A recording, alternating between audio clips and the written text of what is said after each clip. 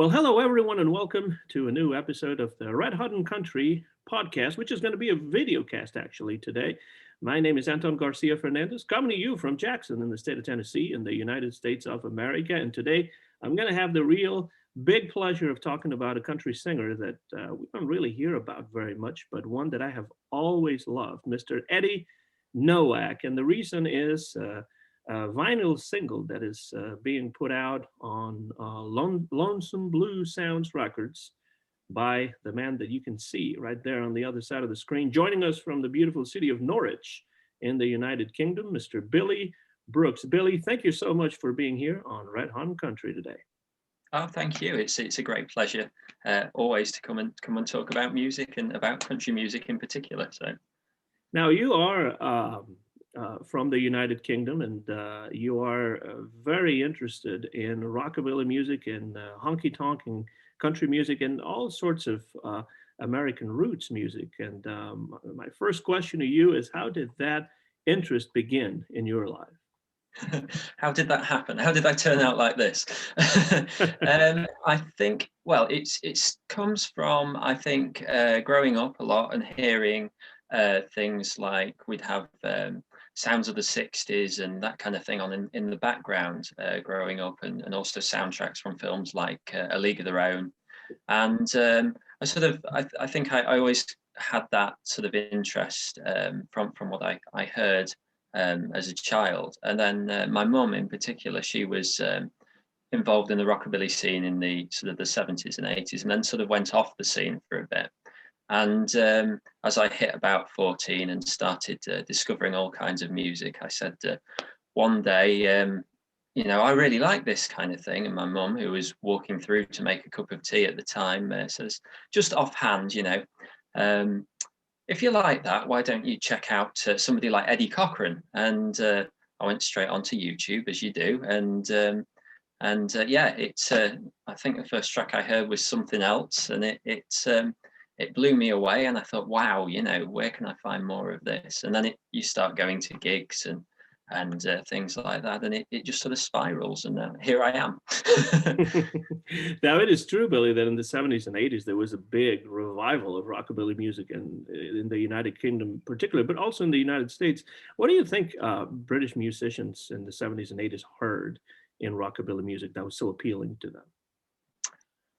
Oh, that's a very good question. I think it's got a kind of a rawness about it, a kind of, I guess, a kind of honesty, I think, in a lot of it, and this kind of, I think, this sense of fun, this sense of, young guys and girls just kind of having fun with the music, and really sort of, because it's post-war and just enjoying life and experiencing that freedom that I think previous generations didn't have.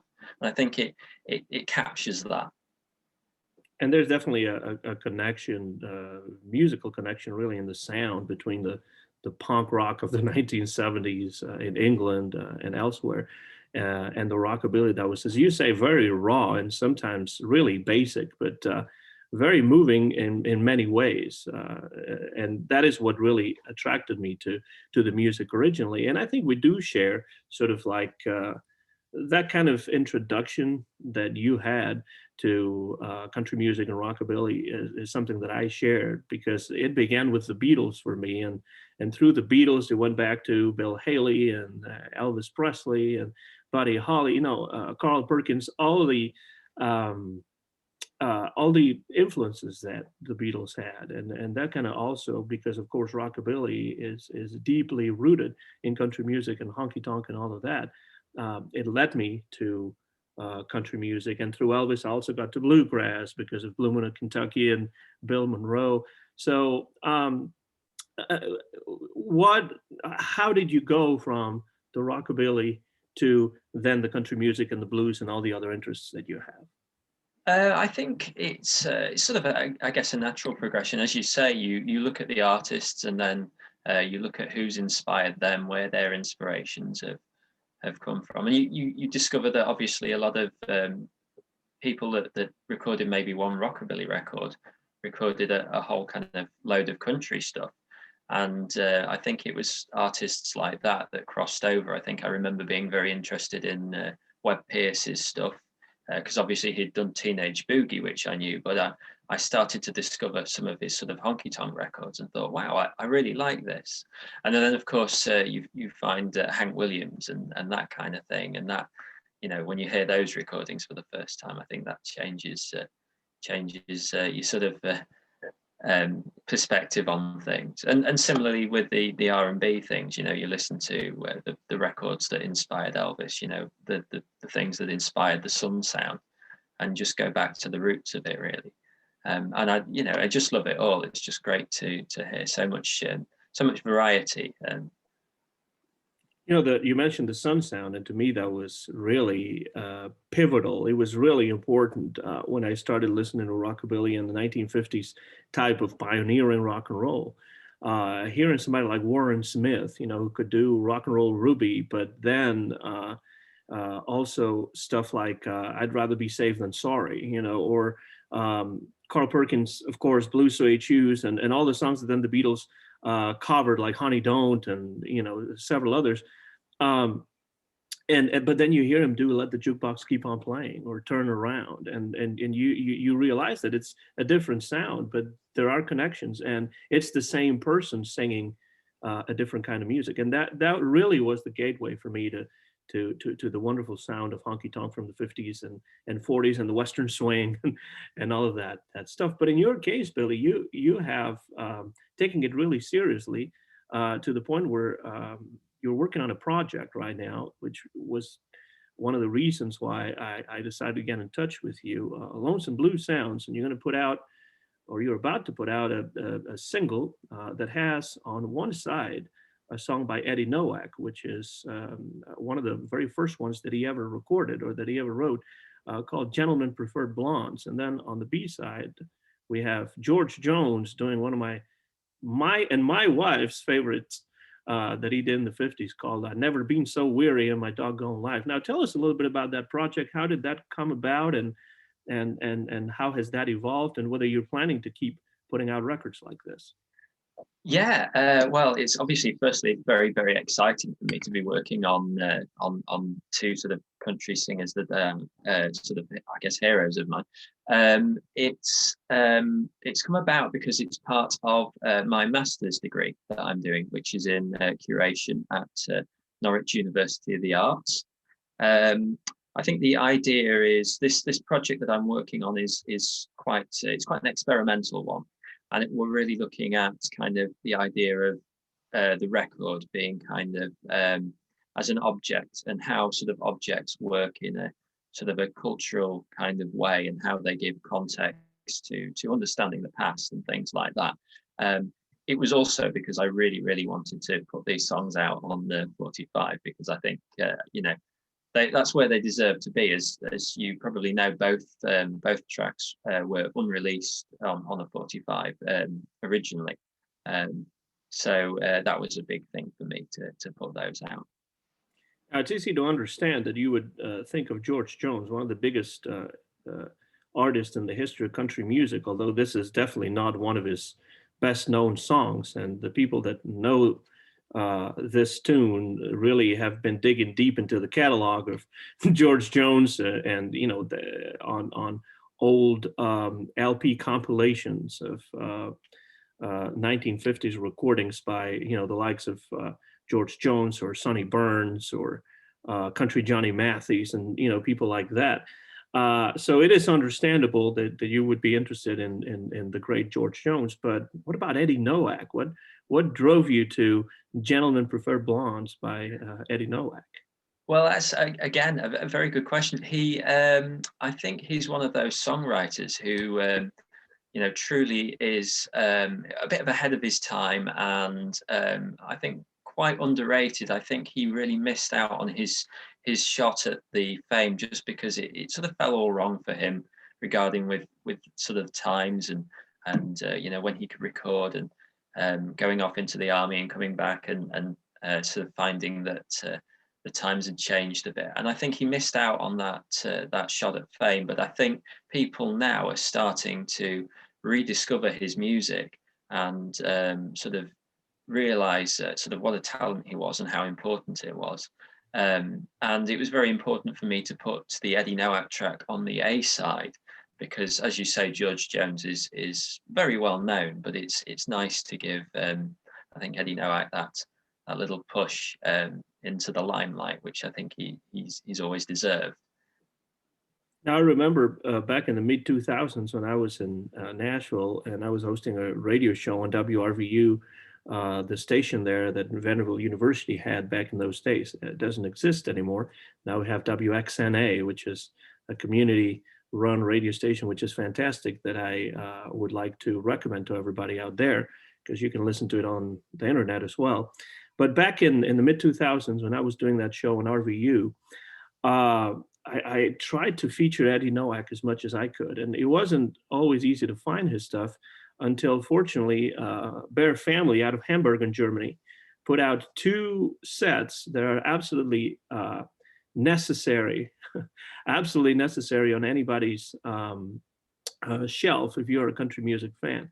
Now, one of those sets was precisely called Gentlemen Prefer Blondes with his 50s and 60s stuff. And then we have this one right here. We'll get a chance to talk about this song a little bit later on during our conversation, Billy. This one called Psycho with the K-Arc recordings that he did in the late 1960s. Now, let's talk a little bit about Eddie Noack if you'd like to, because again, it's not a very well-known name, but as soon as you delve into his music, you really see what a versatile kind of not just songwriter, but also performer he was. He was born in Houston in 1930, and he didn't live very long. He passed away in 1978. He had a life full of difficulties, especially towards the end of his life. But let's think about this.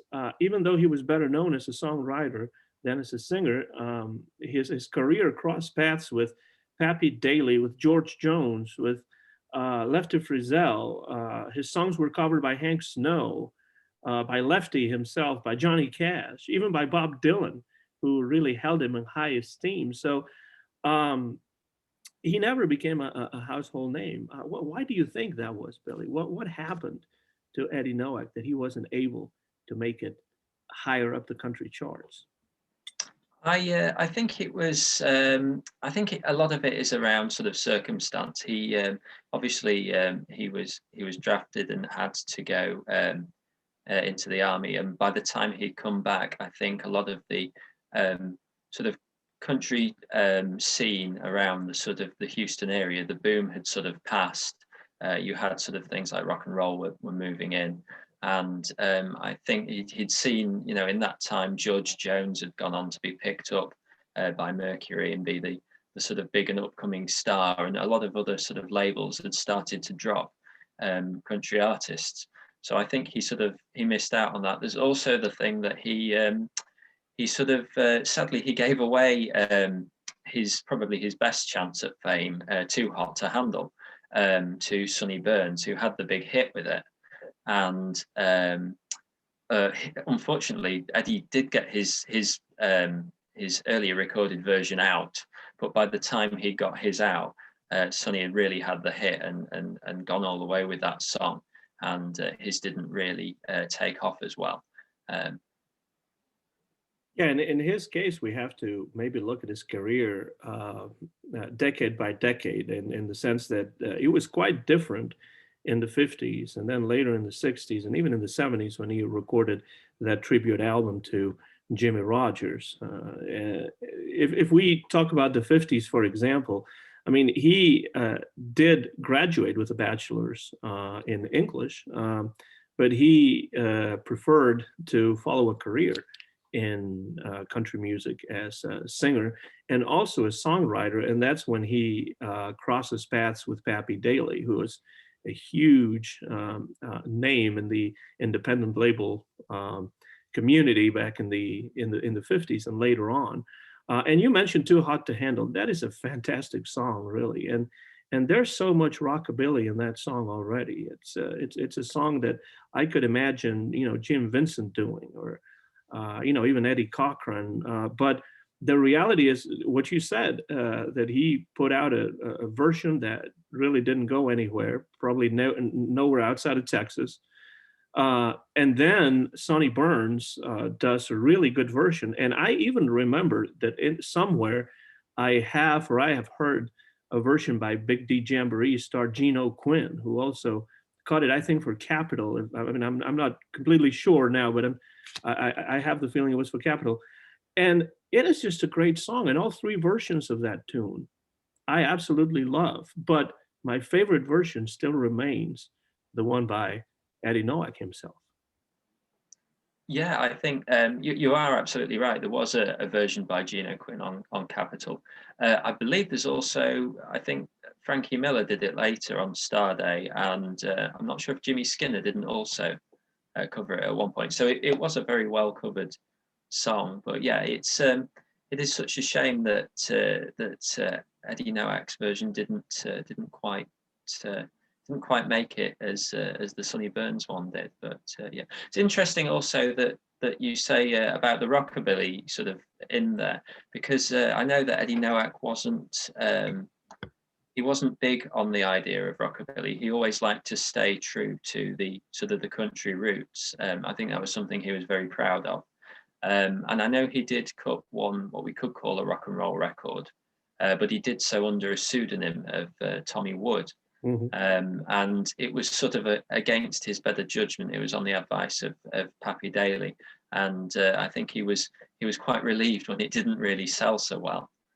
Now that sort of was true also of other singers at the time who would use pseudonyms to record rock and roll or rockabilly music. George Jones himself did a few records under the moniker of Thumper Jones of all names, which are quite good, really. I mean, what's interesting about those records, in my opinion, is that even though the artists were not too keen on making those records, the finished product is great. But do you think, Billy, that that reticence to record rock and roll music at the time when rock and roll was really sweeping the nation and the charts and everybody was interested in rock and roll, not so much in country music, do you think that hurt Eddie Noack's career to a certain extent?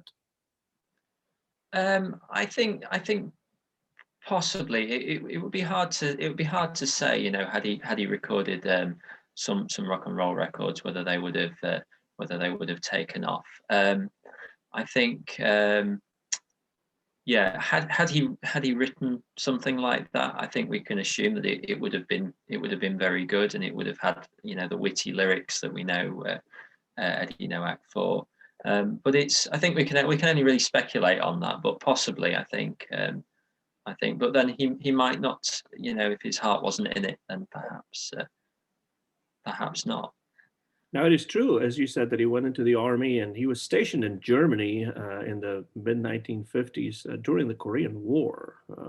And he did come back to the United States. And around that time, he wrote a song called These Hands, a song that, well, he did record, but it was a big hit record for Canadian country singer Hank Snow. And then it was covered by several artists, including Johnny Cash, who did a really good version of it as well. One thing that I have always thought about Eddie Noack, and just playing that song, These Hands, his version of it this morning, my wife and I were talking about the fact that he had completely different registers, this man. Eddie Noack could do different kinds of music, because this Hands has very little to do with Too Hot to Handle or Gentlemen Prefer Blondes. What do you think of Eddie Noack personally as a songwriter? How would you describe his output as a songwriter? Well, I think he is probably one of the most underrated songwriters of the country genre.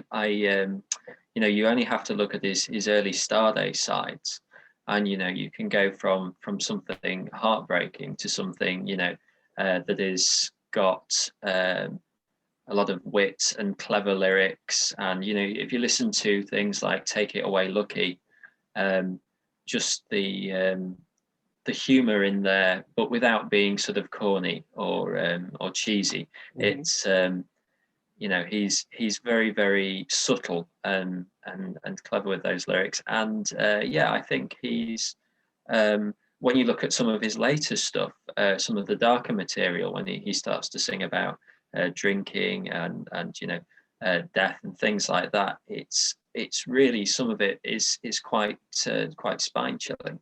And a lot of other artists did obviously regard him highly as a songwriter. I know George Jones pretty much had at least one Eddie Noack song on all of his albums.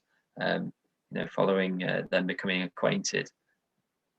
One that I really love that George Jones did of Eddie Noack's is one called "Relief is Just to Swallow Away," and again, it's that kind of metaphors, that kind of poetry that he was able to write that to me sets him apart from other lesser songwriters of the time, really, and that's why to me it's so unfortunate that he is not better known. I wonder if that English degree had anything to do with uh, his interest in writing lyrics that were different from the lot. I think almost certainly. I mean, it's no doubt that he was a very clever man, and I think that that background can only have helped him with the songwriting.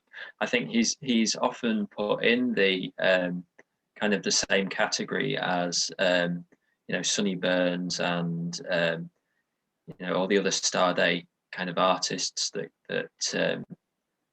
were of the time. But he's sort of a little bit different from those guys, as in his background and where he came from. And I think, yeah, definitely his early sort of journalistic sort of degree was probably quite important in his songwriting.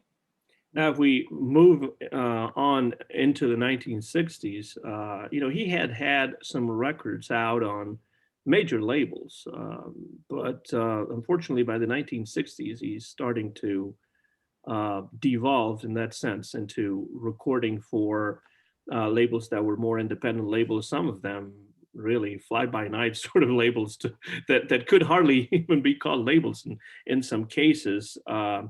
It is interesting to me that at some point he is thinking, Eddie Noack, in the mid 1960s. Remember, that's the time of the British invasion, and you know, country music had changed quite a bit from the 1950s through the Nashville Sound, and I don't think that Eddie Noack was particularly fond of the Nashville Sound. At least it wasn't as close to his heart as the more dyed-in-the-wool kind of honky-tonk music that he liked to record and write. But in the mid-1960s, he was about to hang his boots, really, and stop recording or leaving the music business. But he crosses paths once again with Lefty Frizzell, and he gets to, for a little bit, really, very briefly, to manage the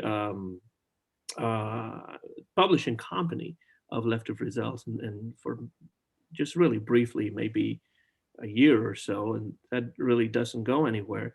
And that's when he makes a record, and I'm going to show it again, that most people remember him for. And you can find it on this album by Bear Family that has 24 songs that he recorded for the K-Arc label. K-Arc label was one of those labels that could hardly be called a label, really. But this song, Psycho, is a completely different song. Let's talk a little bit about this song because, Billy, I know a lot of people that know Eddie Noack may remember him because of this one song. And in my opinion, it's not one of the best songs that he ever did. He didn't even write it. But somehow, this is the song that many people remember Eddie Noack for. Why do you think that is? What do you think about that song, Psycho? I think, I mean, it's art. I think is the best way of describing Psycho. It's, I think I first heard it on a compilation, and it's so different, I think, from anything else of its time. And obviously, for those people that haven't listened to it, it's a song about a man who turns out to be a murderer, a sort of serial killer, and it's I think it's got a very kind of sinister feel to it, and I think a lot of it is to do with the phrasing, you know, the way that the word "mama" is used in the song. It's very much, if anybody's listened to the Sanford Clarke song, "It's Nothing to Me." Well, I say Sanford Clarke's song. It's been covered by many artists, but that's probably the most well-known version. Again, that's got this very similar kind of concept where they use the word "buddy" at the end of every line, and the emphasis on that, I think, you know, it makes it.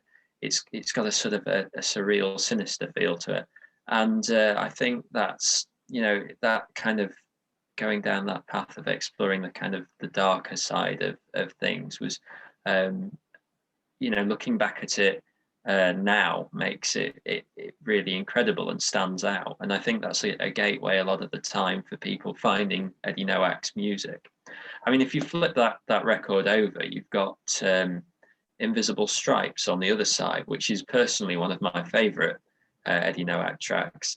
And I think that is just as good and just as heartbreaking, you know, hearing about this man who's just got out of prison and wants to go on the straight and narrow and can't because people can see this that he's an ex-convict and they don't want him around, and you know, and lines like, you know, the $20 bills in somebody's till, you know, and my suit doesn't look brand new, just fantastic, utter poetry.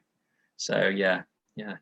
A little bit like Branded Man by Merle Haggard, that has that same feeling, you know, that society would not let you go free once you've been to jail.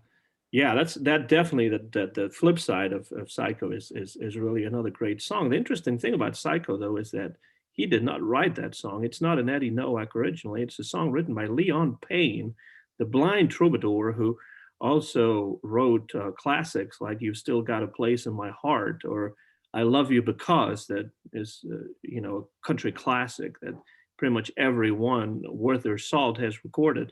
And but really, Noack makes it his own. He really, I think it's that kind of like unaffected phrasing that you were talking about, where he's talking to his mama, whether it's a girlfriend or his mother, probably his mother.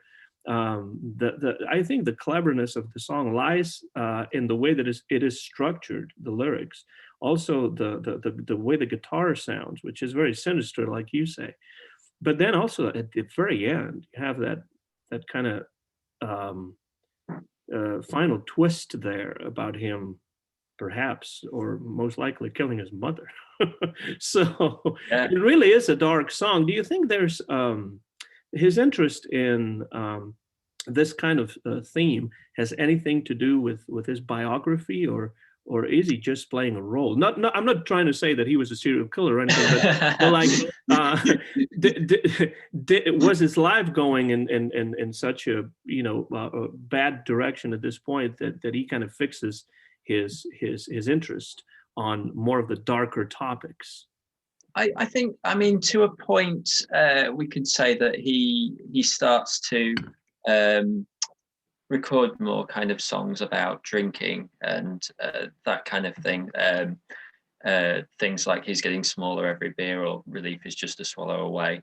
And you know, unfortunately, Eddie Noack, like many country stars of the time, did have a sort of a quite sad relationship with drink, and obviously caused him to go probably before his time.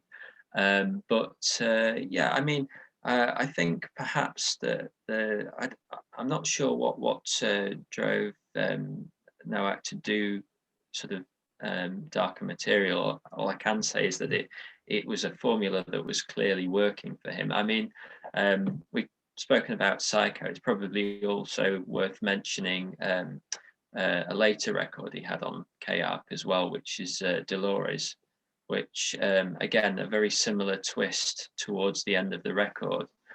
You find out that this man is a serial killer, and that, you know, it's I think it sends a shiver down your spine, I think, when you hear it for the first time.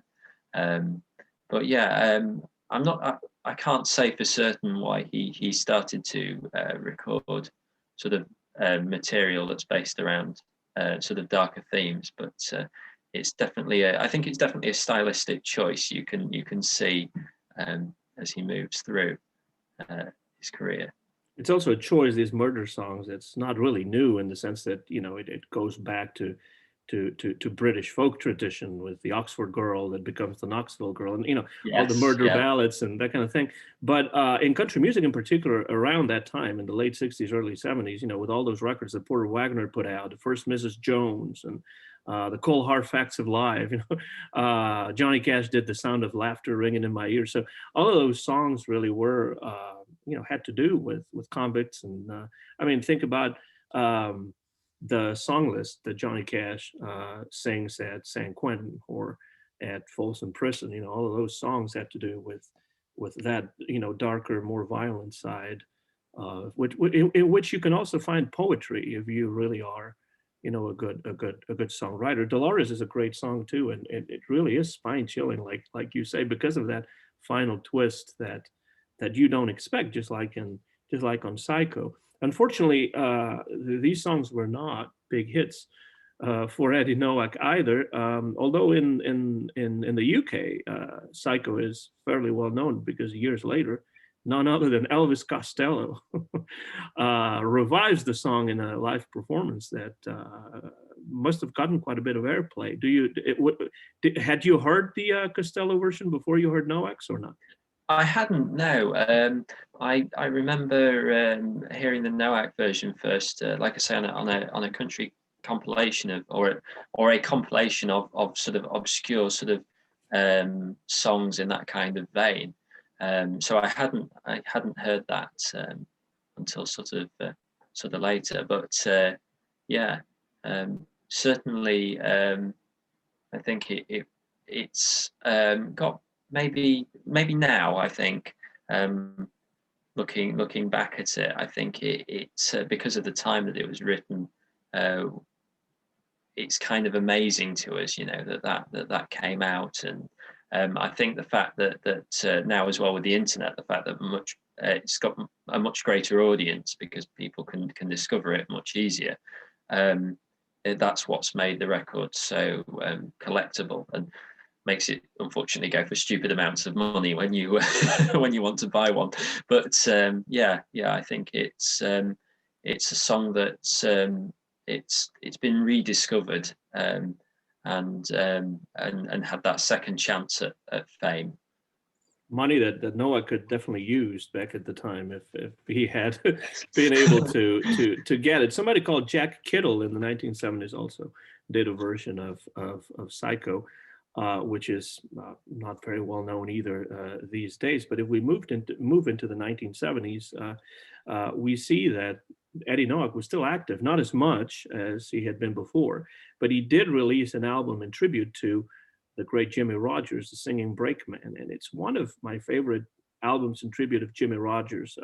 I know that Merle Haggard did a fine one with recitations and songs, Same Train, Different Time, I think it was called, and Lefty Frizzell himself. And I wonder if Noah got the idea from the Frizzell album in tribute to Jimmy Rogers. But if I had to choose one, I'd be hard pressed to choose one of those three. The three of them are really good, and Noack's is really good too. The problem is, again, it wasn't a big success. I assume you've heard that album. And I if have. so, I didn't and if, discover it until recently, actually. But yeah, I was like, wow, Noack does Jimmy Rogers is something I didn't expect to find, but I was very pleased when I did. I think it's worth also noting. I mean, Eddie Noack, it's probably not unfair to say he didn't have the maybe the greatest range in terms of vocals as a lot of country singers, but he did have this fantastic sort of, in some cases, half-spoken style of singing, which I think lends itself very well to a lot of the material.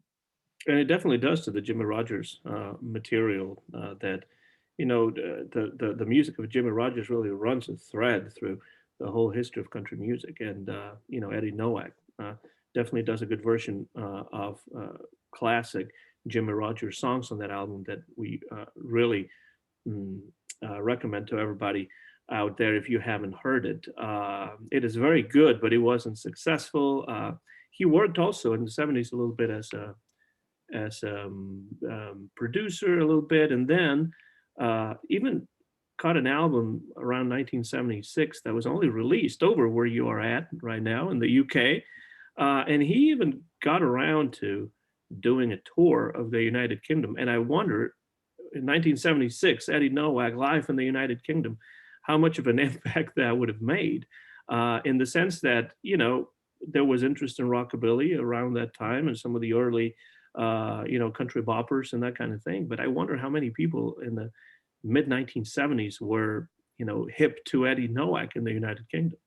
Well, it's funny that you should bring that up, because I only first heard about this reading, as you say, the Bear Family notes, which I have to say are fantastic, Oh fantastic yeah. CDs. And I was amazed to find that he'd appeared in South Humberside, which is not far from where I grew up, in fact. So that was like, wow, to think that he was performing down the road. What I did sort of find out about the tour is that he wasn't performing at his best. I think he was a very ill man at the time, and which is kind of a shame. I think the reviews weren't so good, but I think it was good for him to come over here and have some of that kind of, the tour, I think, restored some of that kind of pride in what he'd done and his music and his. So there was obviously by the sounds of things, a very dedicated, probably small but hardcore following of Eddie Noack fans. Yeah, in fact, the interesting thing is that by this time, Eddie Noack was about 45 or 46 years old, which, I'd like to think that's not very old, really, but he had been having quite a few personal problems at this point, and so his health had been deteriorating. So I can't imagine that helped his performances.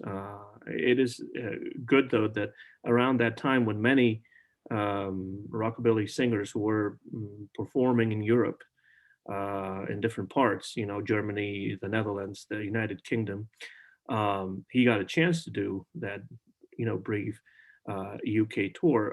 But unfortunately, the rest of his life was not very happy. He was nearing the end, and he was battling problems with the bottle, alcoholism, and ended up dying just a couple of years later, 1978, a year after Elvis, in his apartment in Nashville, Tennessee, about an hour and a half from where I am sitting right now. And, as always, one wonders what he could have done had things been different. But, speculating about that doesn't really mean much at this point. We have to be thankful that we have the recordings, that they have been made available by Bear Family on CD, and that now you are on Lonesome Blue Sounds putting out Gentlemen Prefer Blondes, sort of in tribute to Eddie Noack. So kind of as we wind down the conversation, Billy, there's a couple of things I'd like to ask you in closing. And one of them is, I think the best way to get into the music of Eddie Noack is to find those albums or box sets, in this case, a CD that Bear Family have put out. There are also some cheaper versions, compilations that one can find on budget labels, at least a couple of those. But, for somebody, Billy, that is not, doesn't know as much about, rockabilly, 1950s country music, is there anything, any records, any artists that you would recommend to the audience out there that mean a lot to you besides, Eddie Noack and George Jones? What could be a good gateway to the best of rockabilly and honky tonk music from the 1940s, 50s, and beyond? Oh, there's so many. I'd be here all day if I could list all my favourites. But I think, obviously, if we're looking past the big names like Eddie Cochran and Buddy Holly and those, which really the first things that I discovered. You've got to look at artists like the Johnny Burnett trio with such a distinctive sound for the rockabilly. Curtis Gordon, I think, is one that people often miss and really need to listen to his stuff, particularly on the Mercury label. He did that great sort of transition between country and rockabilly and did it very well. Johnny Horton, of course, his Columbia side, again, game changing. And pretty much anything on the Starday label. I think just Starday and D, you can't go wrong with that stuff. I think that's it's essential listening, really. That it's definitely, if people haven't checked those out, I'd urge them to go and have a delve around. And there's loads of stuff on the internet now. YouTube makes everything so available, so it's just go and enjoy and sort of get lost into this wonderful genre of all this fantastic music. Yeah, it gives me a chance that you mentioned Starday, one of my favorite labels from the 1950s. Gives me a chance to give a shout out to Nate Gibson, who's been doing such a great job with Starday research and an album of himself playing and singing with some of the biggest stars of Starday that recorded for that label in the 50s and beyond, and we're still alive. And he got the chance to play with them, and Bear Family put out the album, and that is really recommendable as well. Your choices are wonderful. Curtis Gordon, Play the Music Louder. What a great song that is. And, fortunately, most of those have been reissued with great sound by Bear Family and Ace Records over in the UK and other labels. So even if you don't like to just stream things or to just go on YouTube where you can find a lot of this stuff, you can also find physical copies of those CDs if you have the time and the money to look for them.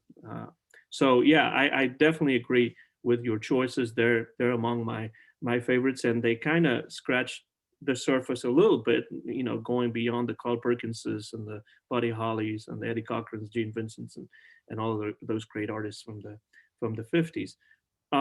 And finally, Billy, I really would like to give you a chance again to let everybody know out there how and when they can find and acquire a copy of this 45 that you're putting out on Lonesome Blue Sounds with an A side of Eddie Noack, Gentlemen Prefer Blondes. I think it's take two. I think I've seen that. I'm not sure if I'm right about that. But then on the B side, you have George Jones and Never Been So Weary in My Doggone Life. So how can we find that single, that 45 on vinyl? Yes, yeah, I realised there that I wasn't doing very well as a record producer to tell people to go out and buy physical media. So once you've found them on YouTube, do go out and buy the CDs and the albums. But yes, it's take two of Gentlemen Prefer Blondes. It's, I think, the better out of the two takes, personally.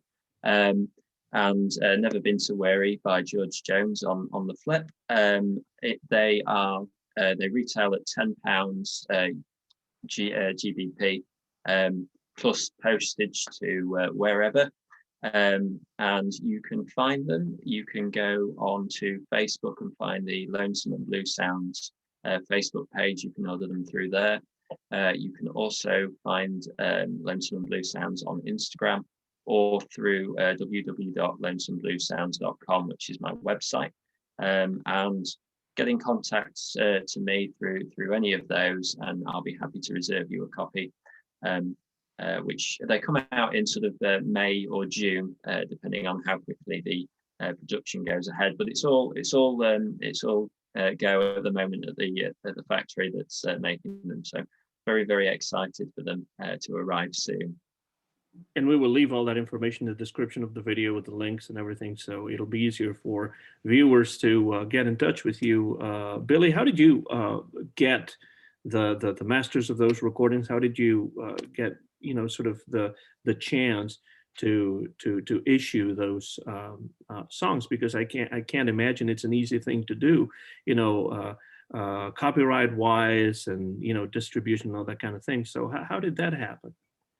I mean, it is a bit of a long process, and it can can be quite stressful, I have to say.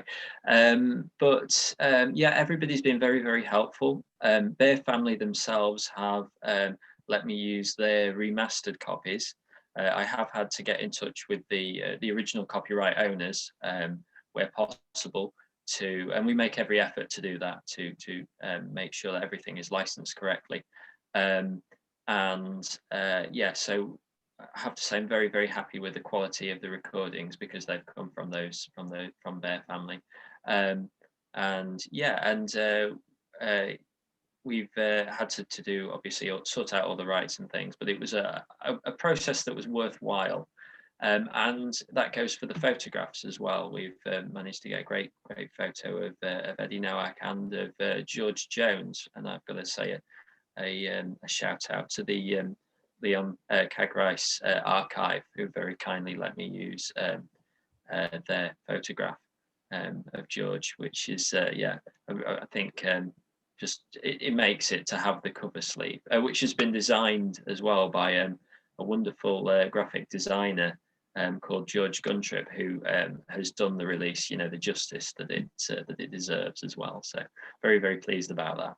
Is this a one-off project, Billy, or can we expect similar stuff like this in the future?